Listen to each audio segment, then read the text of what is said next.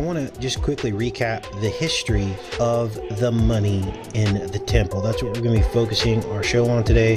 This starts all the way back before the last millennium, when the Pharisees that were called out by Jesus, they had piggybacked an entire economy on people's faith. Now, the reason why this is so insidious and not what God wants, and why Jesus threw the money out of the temple, is because people begin to associate their faith and latch on to their faith the value of money. And you can't do that. That is not what God wants. He doesn't want money mixed in the temple, because faith is a very spiritual thing where basically you're in this heightened sense of love for God, and the enemy can try to hijack that and take advantage of it. And this is why there is no place for money in the temple. So, of course, then Jesus came along. He threw the money out of the temple. Remember, when you think about Jesus' life, he operated with virtually no assets or overhead, except for a grassy hill here and there, or a few fish that he used to feed a crowd. God doesn't need your money. He wants your love and your time. That's all that matters to him. So then we fast forward in this history of the money in the temple to the year 1913. I found this site here that talks a little bit about the history of how all this played out. And this is when the U.S. government officially recognized churches as tax exempt. Now, there's a little bit of prehistory before this in the late 1800s, where many church organizations, or let's say individual churches, they were not taxed. But then soon after that, it became official in 1913, where they recognized churches as tax exempt. But this is when they began to apply specific rules to what they could and couldn't do. And actually, they gave a rule as to what defines what a tax-exempt church is. So as we follow the progression of the history of these churches, you're going to begin to understand that there was a long let's call it, a long multi-generational attempt to control churches. Now, in 1913, the government officially recognized churches as tax exempt, and they applied these specific rules. And I believe this was the foundation for what future churches would be required to look like. And it's very specific. Some of this language here in the 501c3 definition is some of the very same language from 1913. What constitutes a 501c3 church? And it's very specific. This is what they have to look like. And what you're going to notice is this is basically like a corporate structure that they applied. So no, in other words, let me simplify this. In order to get the tax exemption, this is what your church had to look like. So they defined what a church looks like. So right there, that's blasphemy. Only God gets to define what a church is. And all churches that get 501c3 tax exemption fall under this. So let's go through them. A distinct legal entity, a recognized creed and form of worship, a definite and distinct ecclesiastical government. It even says in here, a form of code of doctrine. Now, some of these cross over with early churches that Paul and disciples started. You know, some of these things seem to apply to this definition, but others do not. A form or code of doctrine, discipline, a distinct religious history, a membership not associated with any other church or denomination, complete organization of ordained ministers ministering to their congregations, ordained ministers selected after completed prescribed course of study. So was this something that God required, that you have to study and get some kind of a degree? Of course not. See, this is how they begin to control things. Literature of its own. So basically you have to have some kind of a print shop and print this literature up, okay? Again, that wasn't something required by the early church. Why is the government defining that here? Establish places of worship. Okay, so once again, Jesus was a carpenter. He never built a church. So why are they basically saying you have to have an established place of worship? See, all of this feeds back into them and their ability to control it. They can't control anything that doesn't have an address, right? Now you're starting to see how all this dovetails into a lot of the things that we've been talking about for a long time. How the Pharaoh needs your address. The headdress of the Sphinx, which includes the word address in it. Your post is marked, the postmark, the blood of the lamb on the post and lintel. He needs an address in order to control you. And so they basically made it so churches have to have a building, and they have to have a place of worship. Regular congregation, this is so they can keep things flowing, keep the indoctrination going. Regular religious services, Sunday schools. Now, why would they need Sunday schools for instructing the young?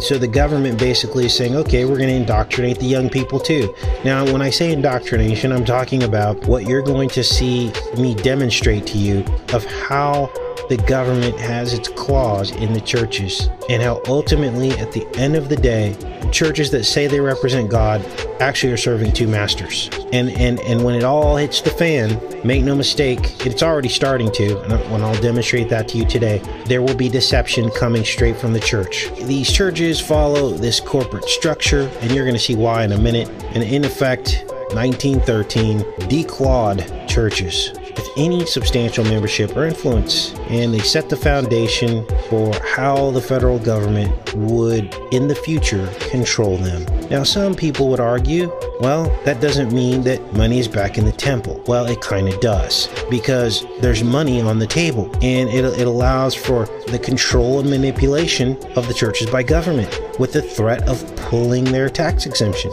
So what you have is non-exempt churches watching exempt churches thrive and have a leg up. And what this does, it creates a temptation for non-exempt churches to join the crowd so they can keep more of their money. Now, the devil has all kinds of ways of trying to get pastors and church organizations to justify this, okay? I don't want you to think that these pastors and church organizations start out as being controlled and manipulated. That's not what I'm saying here. And I'm not saying these are bad people. What I'm saying is they've been tricked and deceived and fooled. So back then, most of these churches were small back in 1913, right? And they weren't very organized across the entire U.S., with the exception of mainly the Catholic Church. The 1800s was really when the Reformation kicked off and all these different denominations sprung out of Protestantism. I can't even say the word. And I believe that that was all by design. So the Catholic Church was losing power, Protestants were gaining power, and the Catholic Church said, we need to co-opt this. It's going to happen anyway. We need to figure out a way to get control of it. So they splintered off all these denominations out of the Catholic Church. This is what I believe happened. You can read history for yourself and find out. And they just told everybody, oh, these are just people that started these churches. But what you'll notice is all these churches that started back then, they were from these family bloodlines. And they started these whole denominations that are still around today.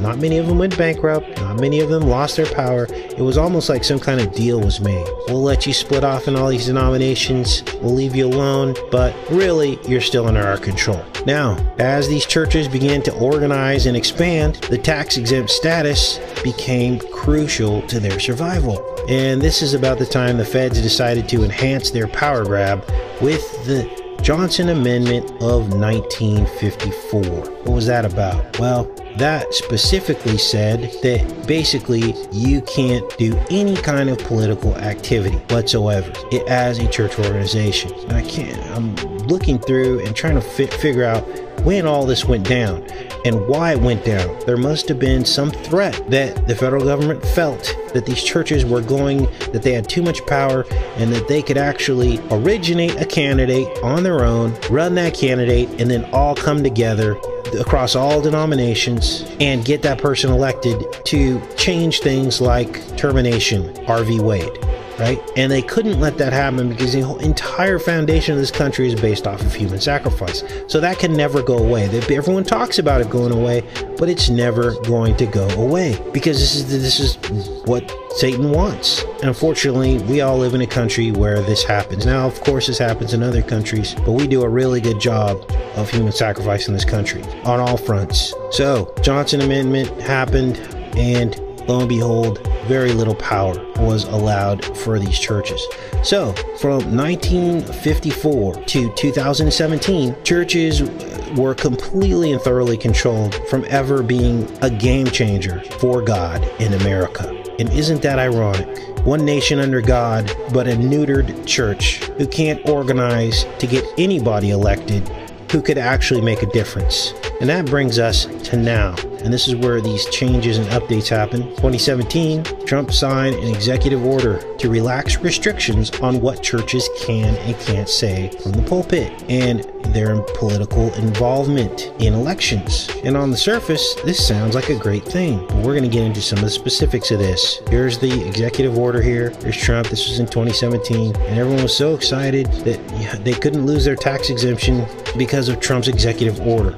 Something else happened that you probably weren't aware of. 2018, the following year, a Republican-controlled House passed a law to open the floodgates for churches to receive political money to support a candidate. And according to this 2018 bill, the IRS can no longer pull tax-exempt status for churches getting involved in elections unless it's specifically approved by the IRS commissioner, which just so happens to be a guy that Trump put in place. So now you're starting to see what's going on here. Let's read through this article a little bit. Here's the 2018 House law. Now, I didn't know this, so this is all new information to me. Let's read through this. House voted Thursday, this was 2018, to make it harder for the government to punish churches that get involved in politics. In a 217 to 199 vote. Now, this was the 115th Congress. If you want to look this up, the Republicans controlled the House. This is why they were able to get this to go through. They approved legislation barring the IRS from revoking tax-exempt status of churches that back political candidates unless it is specifically approved by the commissioner of the agency, commissioner of the IRS. The provision buried in a budget measure setting IRS funding for the upcoming year amounts to backdoor way around the so-called Johnson Amendment, half-century-old prohibition nonprofits getting involved in political campaign activities. Nonprofits denounced the measure and noted it came only days after the Treasury Department announced it was dropping requirements that most charitable organizations can disclose their big donors to the IRS. So we had a couple things going on with this. There was no more requirement to disclose big donors. We had that you could not lose the tax exempt status only through the commissioner of the agency, whereas before anyone could drop a complaint. Now it can only come from the commissioner. And then Trump put in his own IRS commissioner just to like close off the loop. So now he's got complete control of being able to pour money into these churches with no recourse. Now this is crazy. Charles Rettig is the guy that Trump put in place. And of course, Charles Rettig, because of the executive order, he's not going to go after these 501c3s for accepting large amounts of money. Since I've stepped outside of the right-left paradigm, I see this for what it is. This is basically when the Republicans had control of the House, they basically made it so that Trump could get reelected by buying off churches. That's basically what happened here. Now, let's keep going with this because there's a lot more. Now, how will this go down with elections? Obviously, we have 2020 election coming up. Who are these churches going to vote for? Who's going to try to pour money into these churches? It's not going to be the left. The left isn't going to pour money into churches because they're like opposed to churches. You're not going to see Biden going and trying to get the evangelical vote because he knows he would get destroyed. But you never know.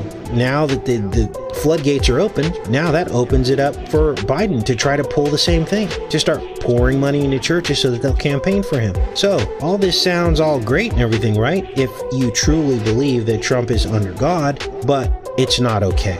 Because what's happening here is the money has been brought right back into the temple. Now, what this does is it politicizes the trusted charitable nonprofit community. It authorizes unlimited, untraceable political money to flow right through the nonprofit sector to benefit partisan interests. And anybody who uses critical thinking will understand that that is the case. And if you think that pouring money into churches from corrupt governments is a good thing, then you haven't been reading your Bible. This is a manipulation tool, and it drags this corruption right back into the temple. And look, what's going to happen if or when the Dems get power? Because we know that things swing back and forth. You'll get a Republican president for 2 terms, and you'll get a Democrat. So when the Dems come back in, what are they going to do? They're going to appoint their own IRS commissioner who will go after the 501c3s. They'll undo the executive order, and we'll be right back to where we started, with the Dems now threatening, and there could be recourse. They could come after some of these churches who bought the bait to get Trump elected, right?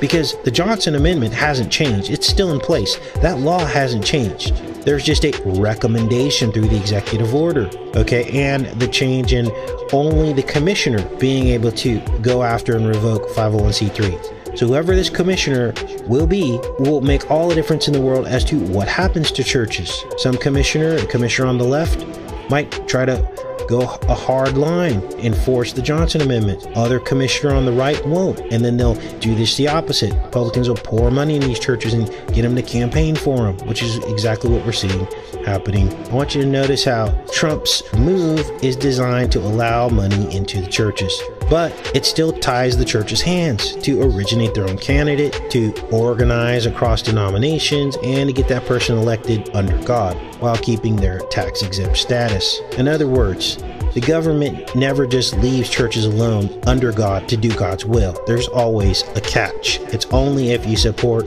the candidate they put forward. They're not going to let a church get a pastor elected, for instance. Now, Trump did soften the Johnson Amendment, but solely for his own benefit, so that he could pour money into these churches in preparation for the 2020 elections. Now, the Treasury Department, they did drop the requirements that most charitable organizations disclose their big donors to the IRS. So the rule is still in place, but it can only be enforced by the IRS controller. And Trump's executive order is only a recommendation, not a law. Here's where things get interesting. Let's take a look at this story, because here's a real example of a church that got money from the Trump campaign. He didn't give them money, but he leased their church, which obviously, let's all be honest here, since they don't have to disclose the amount that they leased the church to him for, they could have leased it to him for $1 million, $2 million, $5 million. You know, the little scratch on the back, they don't have to show that to the IRS. So this is how they get around this. This happened in 2020, and the writers of the article, I don't think they were aware of the law that the House passed in 2018 to basically neutralize the threat. But imagine a Democrat-controlled administration and what they would have done to this church. Now, I want you guys to understand how serious this is. So let's take a look here. Trump presidential campaign has held rallies at a variety of cities and venues. A lot of money going out from the Trump campaign to churches. Of any amount. We don't know the amount because it doesn't have to be reported anymore, right? He's basically buying off the churches. Many have provoked protest from those who oppose the president's positions, but the rally to be held this Friday at King Jesus International Ministry, a mega church in Miami, has prompted a call for the IRS to revoke the church's nonprofit status. And of course that can't happen because of the law that I just told you. A letter from the legal director of the Freedom from Religion Foundation, a nonprofit that works on separation of religion, church, and state issues, calls on the IRS to promptly investigate the church. The grounds that they use is the Johnson Amendment, which states while church or religious leaders may express their own opinions to individuals, they may not make partisan comments in official organization publications or at official functions of the organization. That would be called taking the claws out of a cat. That does not make God happy. So these people are going after this church, right? And it says here, King Jesus International Ministry states on its website that it is nonpartisan, non-political church that does not endorse candidates or engage in political campaigns. It does advocate on issues of concern to its ministry, though. The church claims it is being paid for the use of its site by the Trump election campaign. So this is proof right here that this is happening. This has never happened. This is unprecedented in the history of churches and state for a presidential candidate to pour money into a church and no one know what that amount was. It could have been any amount, and that leasing of space should not be seen as an endorsement of President Trump, but obviously it was used as an endorsement for President Trump. The church helped him campaign. So it's all smoke and mirrors. I wanted you guys to see that this is a very real example, and this is happening all over the place. Now, up to this point, the church had no real power under the threat of losing their exemption, and now Trump's given churches this false sense of security that the threat's been removed. Also that he can pour money back into the temple to control churches with large donations so that they'll lobby for him. Now it makes sense why all these churches are supporting Trump, because they're getting paid to do it. I went straight to the IRS website because I wanted to find out the Johnson Amendment that is still in place and what these rules are for these churches specifically. It says in here that these are key words. The organization's purposes and activities may not be illegal or violate fundamental public policy. Let me zoom in on that. What does that mean, Casey? Well, if something is lawful and you are going against what is lawful as a church, you could lose your status. So you're not allowed to, for instance, discriminate against any group, which is what they call discrimination, right? If you refuse service to someone because of their sexual orientation, their creed, their color, you could be found breaking the law, violating fundamental public policy. The church essentially becomes a government employee. You see where all this is headed? You see what happens if the Dems get power? They could start force-feeding these churches, for instance, same-sex marriage, because it's public policy that's illegal. So you can't not do that. And this is the slippery slope, you see. And now on top of it, Dems get power, guess what's going to happen? They're going to put their own IRS guy in, and they're going to start pouring money into churches. And believe me, there will be churches with their hand out going, oh, you're going to give me $5 million to start doing same-sex marriages?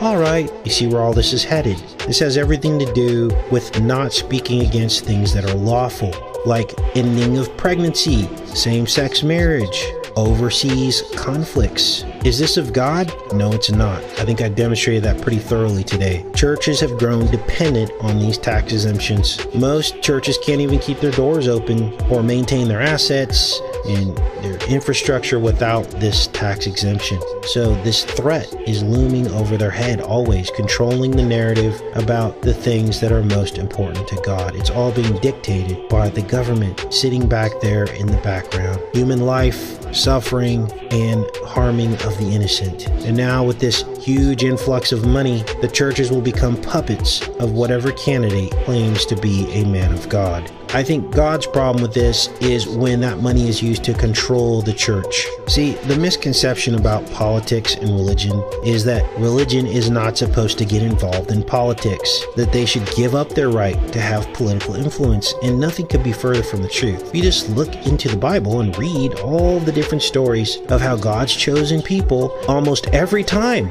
influenced political leaders. Moses did it with Pharaoh. There were prophets under leaders that were influenced by those prophets because of God working through the prophet. That's all God's people did, was influence political leaders all throughout the Bible. The problem is when you add money. God doesn't need your money to have a church, and Jesus proved it with his life. I believe the whore of Babylon is here. These are the false churches. It's any church that takes us political money, takes the 501c3 tax exemption and the rules that come along with it. I believe we've arrived. And this will be the point at which people have to make a choice. Many people will believe the lie because, believe it or not, a lot of people go to church for themselves. I mean, if we're all honest, a lot of people just don't go to church for the right reasons. They go because it feels good, because they give their penance. They show up for a couple hours, somehow makes them feel better about their life and their walk with God. It really has nothing to do with, or not a lot to do with,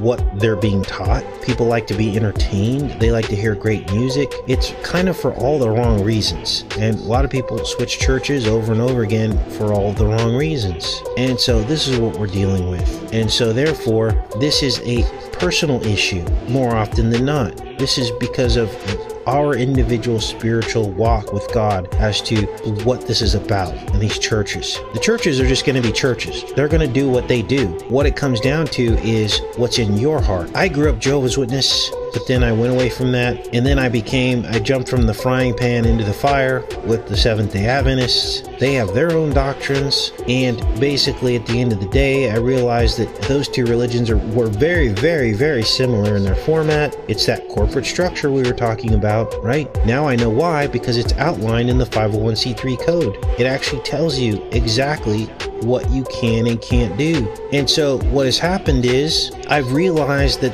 because we did shows like years ago, and I told you guys, it's so weird how these churches are set up. They're very, very similar. If you go from denomination to denomination, they're very similar in their format. You come in, there's a greeting, there's pews. All churches have pews or chairs. You come in, you're greeted. There's always like a greeter at the door. You take your seats, a song plays, the song is over, there's a prayer, then they open up typically with the business portion of the meeting. They talk about, the state of the religion or whatever, the denomination. They talk about what state it's in. And then what ends up happening, there's usually like another song or prayer, and then there's a sermon, and then there's another song, and then it's over. And somewhere in there, they'll drop in the collection plates, right? All these churches follow a very similar format. So you got to ask yourself, what's that really about? Well, those are some of the guidelines that are set out by the IRS rules of what the format that a church has to follow. Not that exact format, but they've learned that this is the format that